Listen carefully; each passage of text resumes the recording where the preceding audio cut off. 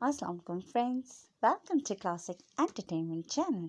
जी दोस्तों, उम्मीद है आप सब खैरियत से होंगे। और आज हम आपके लिए ले आए हैं द मोस्ट अवेटेड 700 में बसा है तेरा नाम एपिसोड 14। जी हाँ, हम आपसे माज़रत ख्वाह हैं कि आपको थोड़ा सा इंतज़ार करना पड़ा।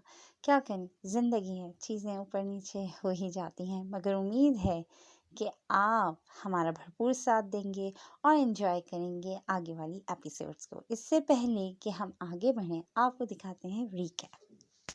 मगर दोस्तों, उससे पहले हमारी वीडियो को लाइक और हमारे चैनल को सब्सक्राइब करना ना भूलें और आइकॉन बटन दबाना भी, ताकि हमारी नई आने वाली वीडियोस आपको सबसे पहले देखने को मिले। तो चलते हैं रीकैप की तरफ। हन्नात मोहतशिम एक खूबरू और कामयाब बिजनेसमैन है जो अपने फ़ायदे के लिए इंसानी जानों का सौदा करने से भी पीछे नहीं हटता। अपने मफाद के लिए वो एक लड़की आसफ़ा को जॉब की ऑफ़र करता है। आसफ़ा एक यतीम लड़की है, स्टूडेंट है और हन्नात की फ़ैन भी। वो उसकी शख्सियत से मुतासिर होकर जॉब कबूल कर लेती है, मगर जल्द ही उसे अंदाज़ा होता है कि वो हन्नात के साथ काम नहीं कर सकती। हन्नात उसकी मासूमियत से मुतासिर होकर उसकी तरफ माइल होने लगता है। शबीर खान और अस्माना बेगम बहन भाई हैं। इंतहाई मफाद परस्त और वतन के गद्दार हैं, जो मुल्क दुश्मन अना से ब्लैक ईगल के भी आलाकार हैं।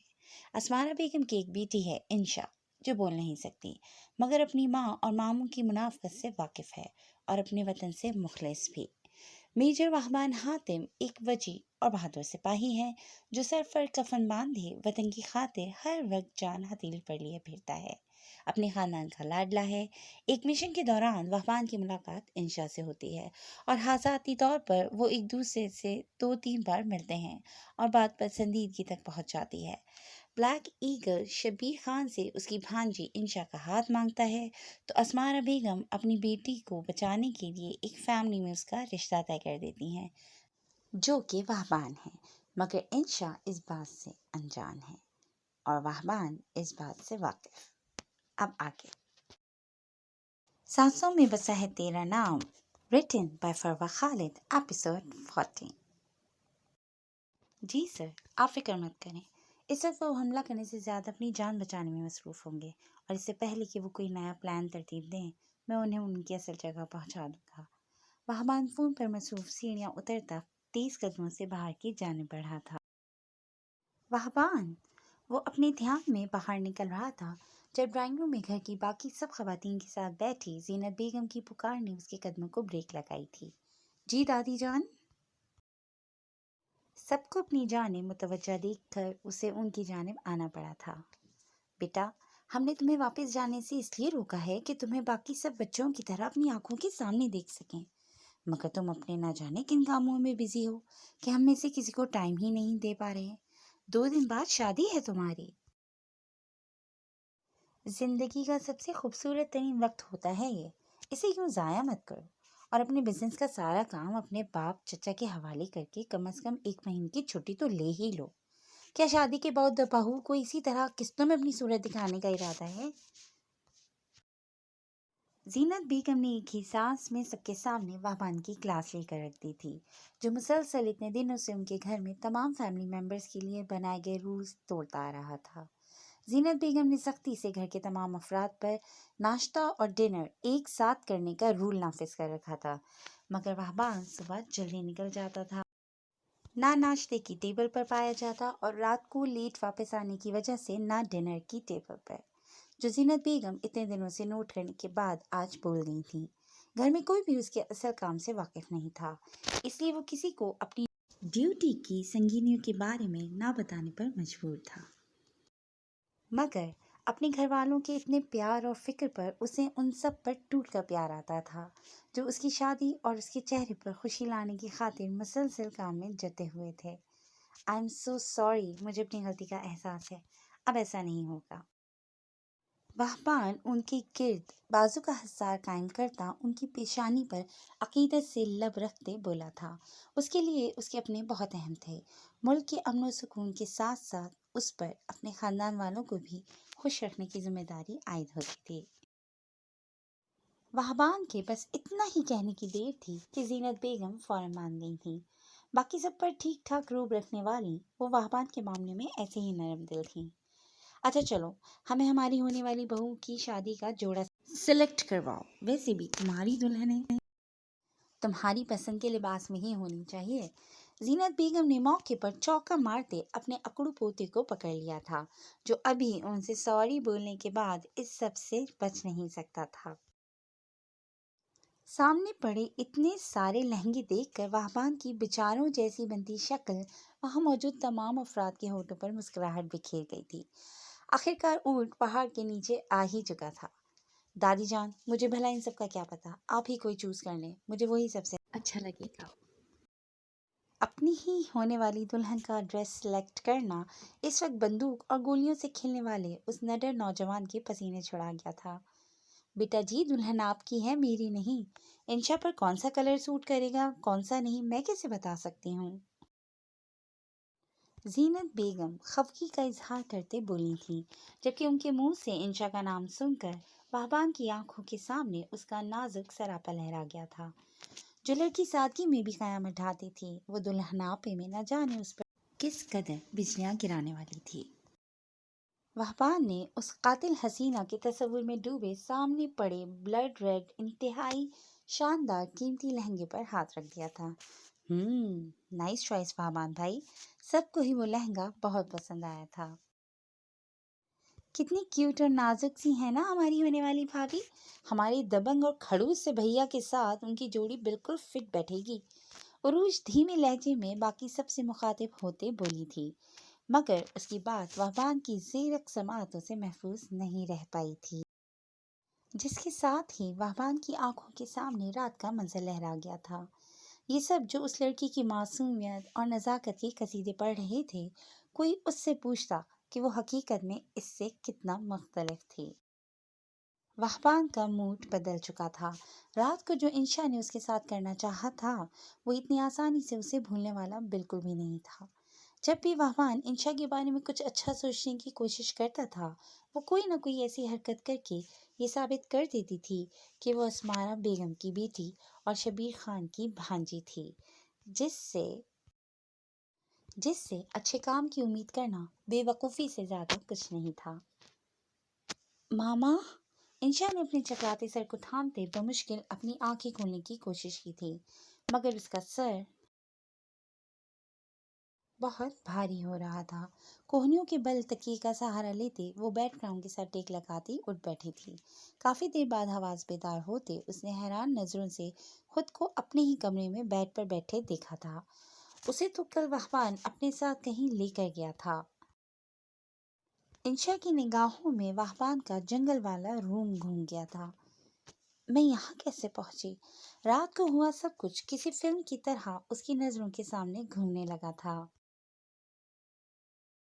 اس نے اپنی نادانی میں جو حرکت وہبان کے ساتھ کرنی چاہی تھی، اس پر اس وقت وہ جی بھر کر شرمندہ تھی۔ اس کا ہاتھ بے ساختہ اپنی کمر پر گیا تھا، جہاں موجود ثبوت کا بیگ جو کا توں دیکھ کر انشا کی نگاہوں میں اس شخص کی عظمت مزید بڑھ گئی تھی، جو اس کی بے ہوشی کا فائدہ اٹھا کر یہ سارے ثبوت آرام سے لے سکتا تھا۔ مگر اس نے ایسا کچھ نہ کر کے انشا کی نگاہوں میں اپنا مقام مزید اونچا کر دیا تھا، اور ساتھ ہی اس کی ندامت کئی گنا بڑھا گیا تھا۔ انشا نے جلدی سے بیگ نکال کر اس میں تمام ثبوت ہونے کی تصدیق کی تھی، جنہیں دیکھ کر صاف پتہ چل رہا تھا کہ ان کے ساتھ کوئی چھیڑ چھاڑ نہیں کی گئی۔ انہیں سائڈ دراز کے لاکر میں محفوظ رکھتے انشا بیڈ پر سیدھی ہو بیٹھی تھی۔ وہبان نہ صرف اسے صحیح سلامت یہاں تک چھوڑ کر گیا تھا، بلکہ اپنے ہی چرائے گئے ثبوت بھی اس سے زبردستی واپس لینے کی کوشش نہیں کی تھی۔ انشا اس بات کو اچھے سے مانتی تھی کہ وہبان نے بہت ہی محنت اور مشقت سے اس بیسمنٹ کا دروازہ کھولا تھا، اور ساتھ ہی وہاں موجود تمام افراد کو اپنی طاقت اور عقل مندی سے مار گرایا تھا۔ لیکن انشا نے بہت ہی غلط حرکت کرتے نہ صرف اس کے سارے ثبوت چرا لیے تھے، بلکہ اس کے مانگنے پر الٹا اس پر حملہ آور بھی ہوئی تھی۔ انشا کا گلٹ گزرتے وقت کے ساتھ بڑھتا جا رہا تھا، مگر اب چاہنے کے باوجود وہ کچھ نہیں کر سکتی تھی، کیونکہ وہبان سے رابطہ کرنے کا اس کے پاس کوئی ذریعہ نہیں تھا۔ हन्नाद मोहतशिम और बाकी तमाम अरकान की मीटिंग जारी थी। इर्द गिर्द स्टाइलिश लिबास पहने खड़ी उन सब की पीस दूसरे मालकान को लुझाने के लिए तैयार खड़ी थी। कोठे पर नाचने वाली तवाइफों को सबसे जिल्लत आमेज मखलूक समझा जाता था और वहां जाने वालों को हविस का पुजारी। मगर मौशरे की इस पस्ती से बहुत ही कम लोग आगाह थे, जो इन पढ़े लिखे मोअज़्ज़िज़ लोगों की महफिलों में औरत को नुमाइश की तरह सजाकर मौशरे का नासूर बनते जा रहे थे। हमेशा इन महफिलों का हिस्सा रहने वाला और औरतों को ऐसे ही टिश्यू पेपर्स की तरह इस्तेमाल करने वाला हन्नाद मोहतशिम का दिल आज क्यों इस महफिल से उचाट हो रहा था, वो बिल्कुल भी समझ नहीं पा रहा था। उसका ये रवैया मीटिंग में मौजूद तमाम अफराद ही नोट कर रहे थे, मगर बोलने की हिम्मत किसी में नहीं थी। हन्नाद के गुस्से से वहां बैठा हर शख्स बहुत अच्छे से वाकिफ था। जब काफी देर बाद चौधरी हाशिम ने ये गुस्ताखी करने की जुर्रत कर ही ली थी।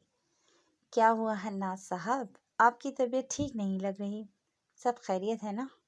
मीटिंग इतनी रंगीन है, जिस तितली पर हाथ रखेंगे आपके सुपर्द कर दी जाएगी। ज़रा थोड़ी खुश मिजाजी तो दिखाएं हमें, ख़ास तौर पर आपसे मिलने आए हैं हम सब। चौधरी हाशिम ने हन्नाद की जाने मुड़ते इंतहाई खुश दिली से उसे मुखातिब किया था, जिसके जवाब में उसे हन्नाद के सर तासुरात के सिवा कुछ नहीं मिला था। मैं बिल्कुल ठीक हूँ चौधरी साहब, आप अपना ध्यान दें। दिन ब दिन मार्केट में आपके शेयर्स गिरते जा रहे हैं। ऐसा ना हो इन रंगीन तितलियों पर ध्यान देते देते बहुत जल्द रोड पर आना पड़ जाए। हन्नाद ने जवाबी वार करते चौधरी हाशिम को शर्मिंदा करके रख दिया था। बाकी सबके चेहरे की इस्तेहज़ा या मुस्कुराहट बता रही थी कि वह हन्नाद की बात अच्छे से सुन चुके हैं, लेकिन चौधरी हाशिम को तो अब जैसे हन्नाद मोहतशिम से मुंह की खाने की आदत हो चुकी थी। अपनी बेइज्जती करवाने के बाद भी बाज नहीं आया था। वैसे हन्नाद साहब, आपकी वो सेक्रेटरी नज़र नहीं आ रही। अगर वो भी यहाँ मीटिंग रूम में आ जाती तो यहाँ का माहौल और भी खुशगवार हो जाना था, और साथ ही साथ आंखों को भी काफ़ी हद तक ठंडक मिल जानी थी। वैसे भी सेक्रेटरी नुमा शेख होती भी तो इसी खातिर हैं। चौधरी हाशिम की जबान में एक बार फिर से खुजली हुई थी, मगर इस बार उसने हन्नाद के बारे में नहीं बल्कि आसफा के बारे में गलत लफ्ज इस्तेमाल किया था। वो कैसे सुन पाता? बकवास बंद करो अपनी घटिया शख्स, मेरी सेक्रेटरी इन सब के जैसी नहीं है। उसके बारे में मैं दोबारा कोई बकवास की तो जान से मार दूंगा। हन्नाद आग बगौला होता हाशिम को जोरदार मुक्का रसीद करता कुर्सी के साथ ही सर के बल पीछे गिरा गया था। हन्नाद सर, प्लीज काम डाउन। हन्नाद का खास आदमी सजावल भाग कर करीब आता हन्नाद को दोबारा चौधरी हाशिम पर हाथ उठाने से रोक गया था। चौधरी हाशिम समेत कोई भी इस सूरत हाल के लिए कतई तैयार नहीं था। एक मामूली सी सेक्रेटरी के बारे में कही बात पर ऐसा रिएक्शन कोई भी हन्नाद मोहतशिम से इस बात की तवक्को नहीं कर सकता था। निकाल बाहर फेंको इसे यहाँ से, आइंदा ये मेरी निगाहों के सामने नहीं आना चाहिए। हन्नाद मोहतशिम बमुश्किल बाकी लोगों के सारे नीचे गिरी कुर्सी से उठते चौधरी हाशिम को खून आशाम निगाहों से देखता राह में आई हर शय को ठोकर से उड़ाता बाहर की जानिब बढ़ गया था। उफ मेरे खुदा, मुझे किस पागल कुत्ते ने काटा था जो इस जल्लाद के इस ऑफिस को बिगाड़ दिया। बल्कि इससे भी ज़्यादा दिमाग मेरा तब ख़राब हुआ था जब ज़्यादा पैसों की खातिर यहाँ जॉब करने का सोचा था। कितनी बड़ी बेवकूफ़ हूँ मैं, इडियट कहीं की। आसफा खुद को ही कोसने और गालियाँ देने में मसरूफ़ थी जब हन्नाद धाड़ से दरवाज़ा खोलता अंदर दाखिल हुआ था। आसफा सहम कर दीवार के साथ जा लगी थी। वो बिल्कुल एक कॉर्नर पर खड़ी थी, इसलिए हन्नाद की नज़र उस पर नहीं पड़ी थी। आसफा तो उसके तासुरात देखकर ही खौफज़दा हो गई थी। अपनी कुर्सी पर जाकर बैठते उसने टेबल पर रखी हर शय ज़मीन बोस कर दी थी। आसफा ने हैरत से आंखें फाड़े ये सब देखा था। अभी इतनी मुश्किल से ही तो उसने ये सब सेट किया था। इस शख्स को दोबारा क्या दौरा पड़ा था? आसफा अपनी मेहनत को यूं ज़ाया होते देखकर खफगी से मुट्ठियां भींच कर रह गई थी, मगर उसके बिगड़े तेवर देखकर वो अपनी जगह से हिली तक नहीं थी। उस शख्स का कोई भरोसा नहीं था। बाकी चीज़ों की तरह उसे भी उठाकर पटक दे सर प्लीज़ कूल डाउन, हम उस शख्स की अकल ठिकाने लगा देंगे। सजावल हन्नात के काफ़ी करीब था, इसी वजह से उसके गुस्से की शिद्दत अच्छे से समझता था, इसलिए वो फौरन उसके पीछे आया था। सजावल चले जाओ यहाँ से, हन्नात गुस्से से धाड़ा था, जिस पर सजावल को ना चाहते हुए भी बाहर जाना पड़ा था। एक हाथ का मुक्का बनाकर सामने पड़ी लकड़ी की टेबल पर मुसलसल जोरदार ज़रबे लगाते वो शदीद इज़्तिराब की कैफियत में दूसरे हाथ से कनपटी सहलाता आपे में नहीं लग रहा था। आसफा को उसके हाथ में लर्जिशें महसूस हुई थी, जिसका मतलब था वो इस वक्त गुस्से की आखिरी हदूद छू रहा है। उसकी हालत देखकर आसफा को लम्हे भर के लिए उस पर रहम आया था। तब तो अच्छा भला था, अब अचानक क्या हुआ इसे? आसफा ज़ेरे लब बड़बड़ाती उसकी जानिब बढ़ी थी। उसके शदीद गुस्से में होने के बावजूद वो अपने कदमों को उसके करीब जाने से रोक नहीं पाई थी। आसफा को उसकी इस हालत से खौफ के साथ साथ अब तर्स भी आने लगा था। वो दबे पांव चलती उसके पास आन खड़ी हुई थी। सर, उसके कंधे पर हाथ रखते आसफा के लब अभी हिले ही थे जब हन्नात ने अपने करीब किसी की मौजूदगी को महसूस करते गुस्से के आलम में बिना देखे साइड टेबल पर रखा कांच का ग्लास उठाकर जमीन पर दे मारा था, जो चिकनाचूर होता कई हिस्सों में बट गया था, जिसके साथ ही सुनाई देती निस्वानी चीख पर हन्नाद ने हैरत से आंखें खोले मुड़कर देखा था। कुछ फासले पर आसफा को अपना खून आलूद जख्मी पैर पकड़े नीचे बैठा देखकर हन्नाद का दिमाग पूरी तरह उलट चुका था। वो एकदम अपनी जगह से उठा था। गुस्से में एक बार फिर वो इस लड़की को नुकसान पहुंचा चुका था। उसके फेंके गए ग्लास के कांच का कोई नुकीला टुकड़ा आसफा के पैर में खुपकर उसे जख्मी कर गया था।